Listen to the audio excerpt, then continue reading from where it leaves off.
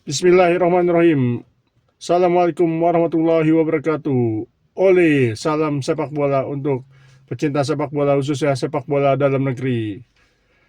BRI Super League pekan lalu sudah memulai putaran kedua, yaitu pekan ke-18, di mana belum ada kejutan yang berarti, di mana semua tim-tim papan atas Persib Bandung, Borneo Samarinda, Persija Jakarta, Malut United uh, menang lawan lawan-lawannya, di mana Persib Bandung menang 1-0 lawan tamunya PSBS Biak.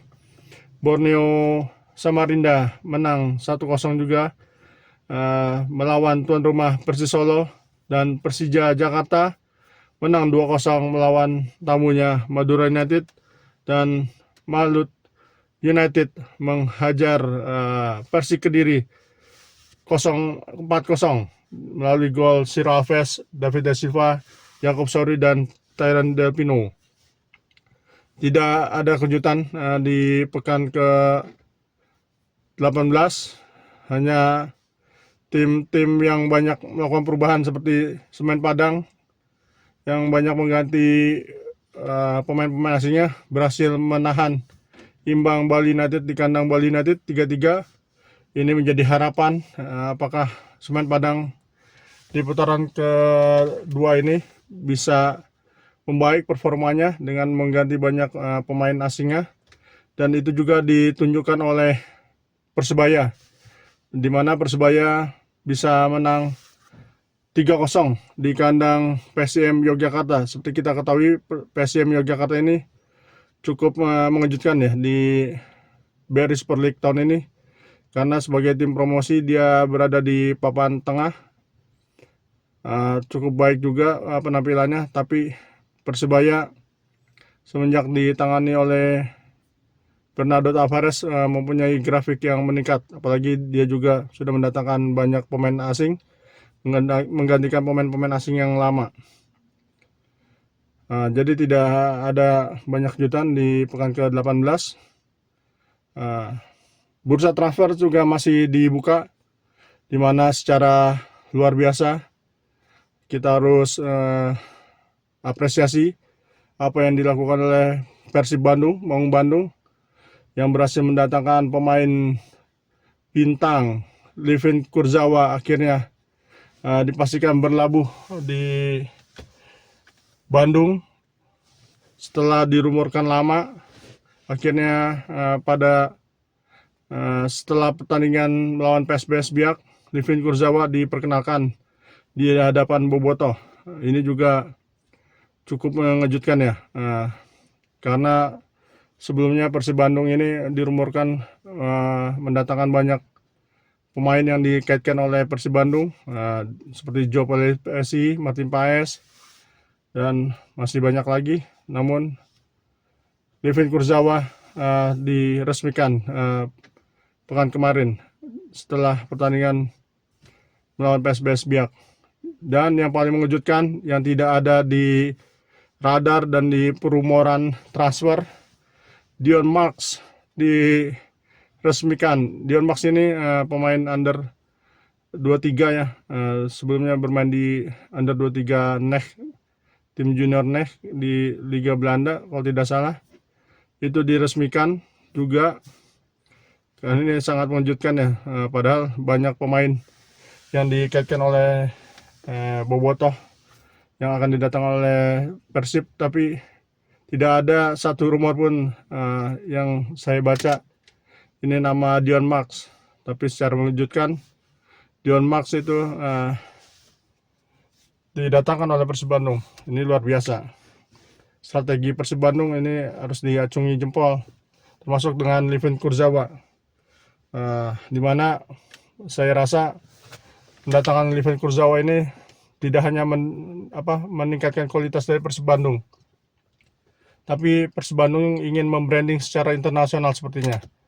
Karena kualitas bukan satu-satunya yang menjadi tujuan Persib Bandung mendatangkan Livin Kurzawa, karena kita tahu Livin Kurzawa ini sangat riskan dengan cederanya. Tapi misi lain. Saya rasa misi lain dari manajemen Persib Bandung yaitu menaikkan branding. Karena dengan datangnya Livin Kurzawa ini hampir semua media besar di dunia, malah Fabrizio Romano juga memberitakan, menginfokan kedatangan Livin Kurzawa. PSG, akun-akun tim-tim besar seperti PSG, Marseille, Dortmund itu juga menginfokan kedatangan dari Livin Kurzawa. Dengan datangnya ini, wah, branding Persib Bandung makin internasional ya.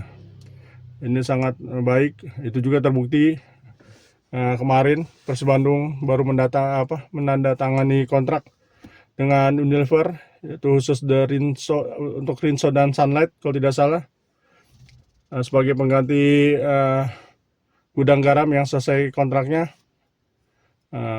Rinso dan Sunlight ini sebagai pengganti dari gudang garam sebagai sponsor Persib Bandung.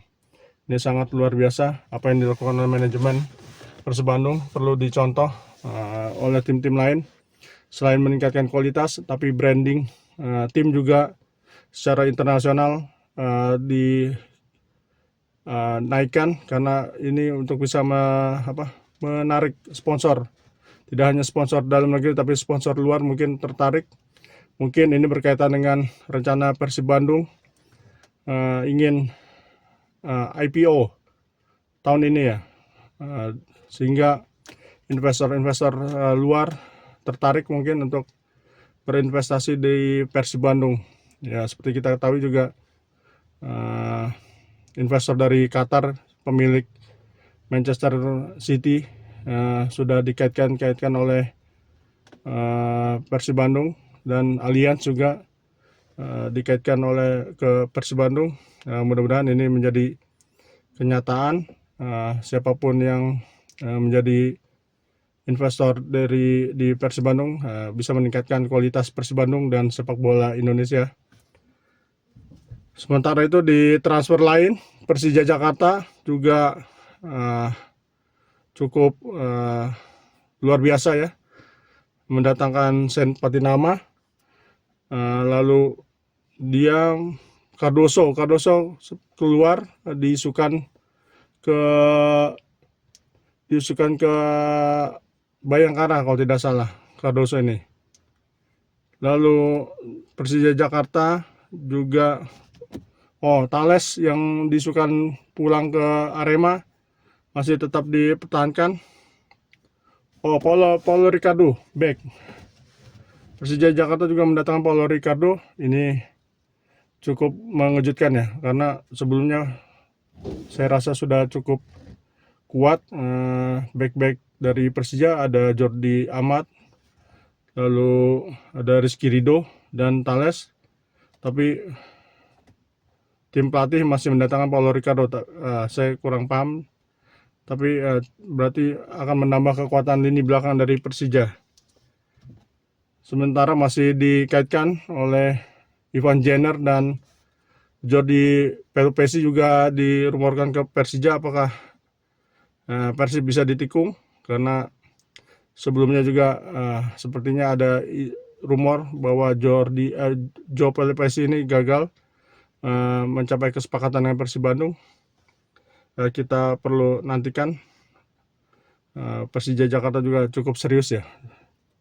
Dari Gubernur Pramono Anum juga menargetkan Persija harus juara. Mungkin kandidat kuat untuk menyaingi Persib Bandung itu dimiliki oleh Persija Jakarta. Kenapa? Karena Borneo juga secara mengejutkan ya. Padahal dia ada di peringkat 2, tapi sepertinya mengganti beberapa pemain asingnya.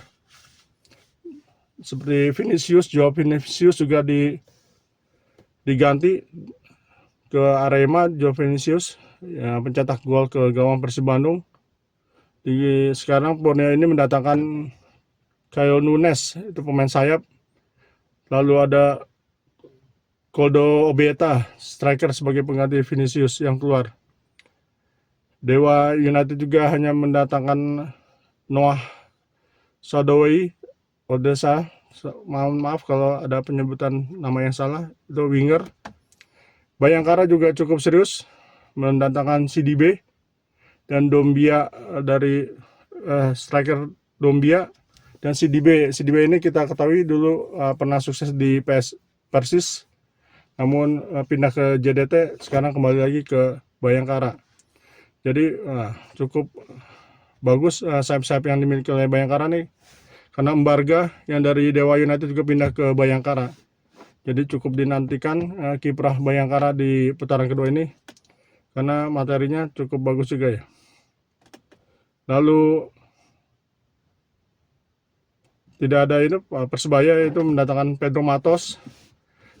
Diego Tumbas juga dikeluarkan, diganti oleh pemain baru.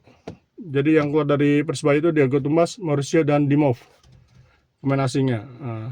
Ini juga tapi hasilnya kemarin cukup bagus lawan PSM. Bernardo Tavares cukup memberi harapan untuk bonek, untuk agar Persebaya bisa meningkat performanya di putaran kedua ini.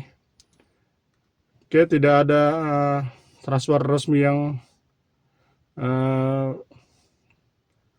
menarik lagi. Mungkin itu aja yang bisa saya infokan untuk transfer sementara ini. Putaran kedua pekan ke-19 berarti ya. Ke-19 ini besok akan mempertemukan Persita menjamu Persija. Nah, ini cukup seru. Apakah Persita bisa membalas kekalahan di putaran pertama? Maksudnya Ramon Bueno akan merubah Persita. Persita juga pekan kemarin menang ya. Persita itu menang pekan kemarin. Persita lawan siapa? Tidak salah menang Persita. Oke, besok menjamu Persija. Oh, seri. Enggak. Persita